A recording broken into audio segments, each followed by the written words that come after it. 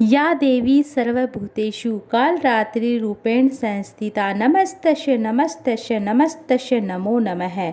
प्रेम से बोलिए शेरों वाली की जय हो। नमस्कार प्रिय भक्तगणों, माता रानी का आशीर्वाद आप सभी भक्तजनों पर सदैव सर्वदा बना रहे। 30 मार्च 2025 से नवरात्रि प्रारंभ हो रहे हैं। घर पर मैया रानी का पूजा किस तरह से करें, और आपको मैं बताऊंगी कि नवरात्रि में 9 दिनों में माता रानी का श्रृंगार पूजन विधि किस तरह से करिए। प्रिय भक्तगणों, आज की इस महत्वपूर्ण वीडियो में आप सभी जानेंगे कि चैत्र नवरात्रि के बारे में। आज की वीडियो में हम आपका कन्फ्यूजन दूर करेंगे कि साल 2025 में चैत्र नवरात्रि कब से प्रारंभ हो रहे हैं, 29 मार्च या 30 मार्च कब समाप्त हो रहे हैं, प्रतिपदा तिथि कब समाप्त होगी। क्योंकि कहीं कहीं जब बता रखा है कि 29 मार्च को रात को घट स्थापना करना है, तो मैं आपको बताऊंगी नव वर्ष का प्रारंभ इसी दिन से होता है। हमारे जो हिंदू कैलेंडर के अनुसार नव वर्ष प्रारंभ हो जाता है, वह चैत्र नवरात्रि से शुरू होता है।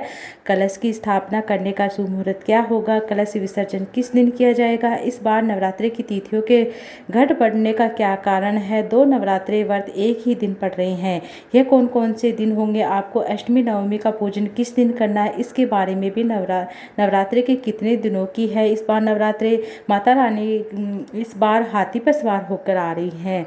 आगमन माँ दुर्गा के आगमन की सवारी क्या है, सारी जानकारी आज के इस वीडियो में मैं आपको देने वाली हूँ। आपको कोई और वीडियो में देखने की ज़रूरत नहीं पड़ेगी। आपको वीडियो को शुरू से ज़रूर अंत तक देखिएगा। एक एक बात मैं आपको अच्छे से बताऊंगी। हमारे हिंदू धर्म में नवरात्रि की जानकारी को बहुत ही ज़्यादा महत्वपूर्ण बताया गया है। ऐसे में हमारे हिंदू धर्म में जो नवरात्रे होते हैं, 4 तरह के नवरात्रे होते हैं। 2 गुप्त नवरात्रे होते हैं, 2 पारखटे नवरात्रे होते हैं। नवरात्रि का बहुत अधिक विशेष महत्व होता है।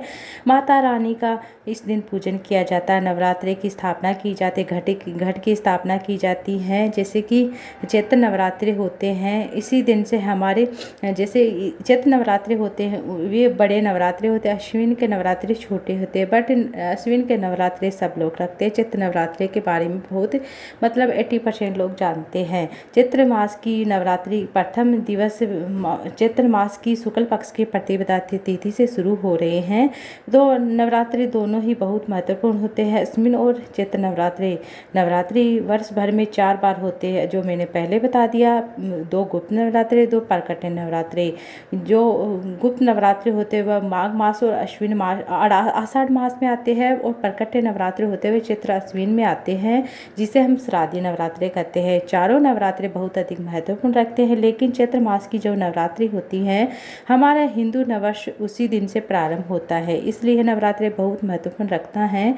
चैत्र मास की शुक्ल पक्ष की प्रतिपदा तिथि प्रारंभ होकर जो नौमी तिथि होती है उस दिन तक नवरात्रि चलते हैं। चैत्र मास की नवरात्रि की नौमी तिथि, जिसे हम रामनवमी के नाम से जानते हैं, जो कि भगवान श्री राम का जन्मोत्सव होता है। चैत्र नवरात्रि के 9 दिनों में माँ दुर्गा के 9 स्वरूपों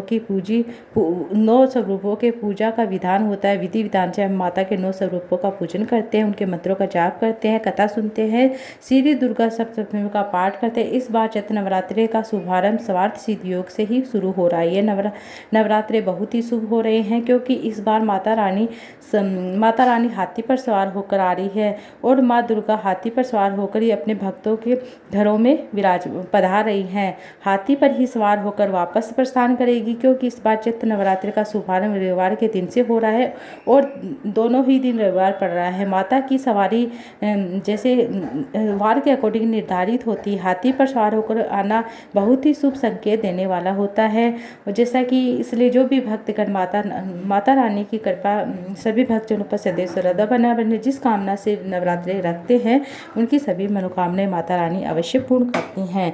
9 दिनों के नवरात्रि होते हैं। नवरात्रि की पूजा उपवास रखना, किस तरह से उपवास रखना। 29 मार्च चैत्र अमावस्या के दिन ही पहला सूर्य ग्रहण पड़ रहा है, तो हमें नवरात्रि के चैत्र अमावस्या के बाद नवरात्रि पड़े, इस दिन पहले लगने वाले सूर्य ग्रहण को भले ही हमारे देश में नहीं दिखाई दे रहा हो, पर आंशिक रूप से लग रहा है, फिर भी आप नवरात्रि से जुड़ी कोई भी पूजन पाठ सामग्री है, मंदिर में जो भी गंगा जल वगैरह छिड़कर आप पूजन करें, उसके बाद ही पूजा की तैयारी करें। इस बार चैत्र नवरात्रि 30 मार्च से ही शुरू हो रही है, रविवार से शुरू हो रहे हैं, 29 मार्च को नहीं हो रही है। मैं इस बात को आपको बता दूं, 6 अप्रैल तक रहेंगे, रविवार को यानी रविवार से शुरू होंगे, रविवार को ही समाप्त होंगे।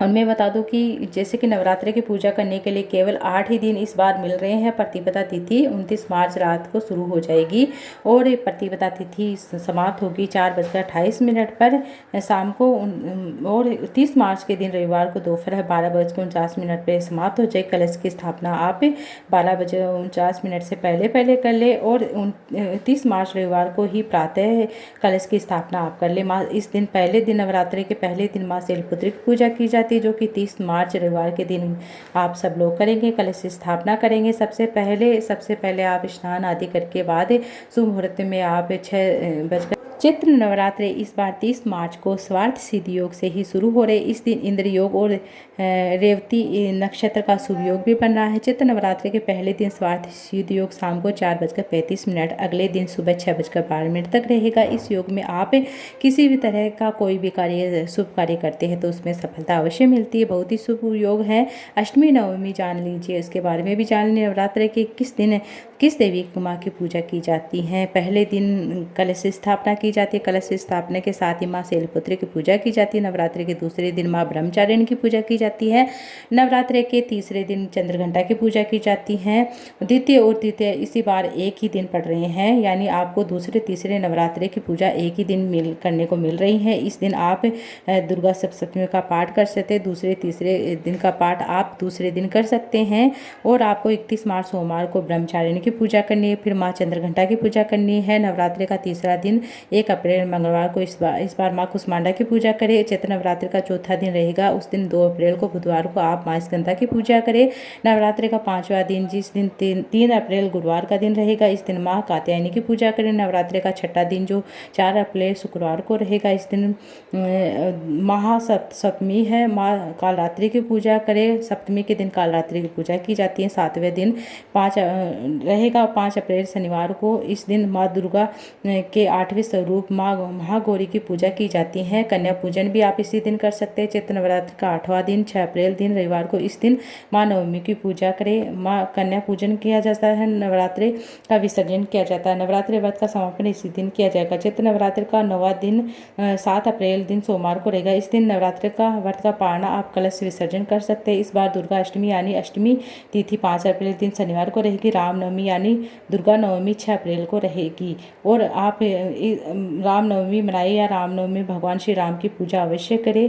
और 6 अप्रैल को सुबह 11:08 से आप दोपहर 1:50 के बीच में आप जैसे कि नवमी तिथि, जैसे कि कन्या पूजन वगैरह आप कर सकते हैं। ये थी आज की वीडियो में। आपको अच्छी लगी वीडियो, अच्छी लगी तो वीडियो को लाइक ज़्यादा से ज़्यादा शेयर कीजिए।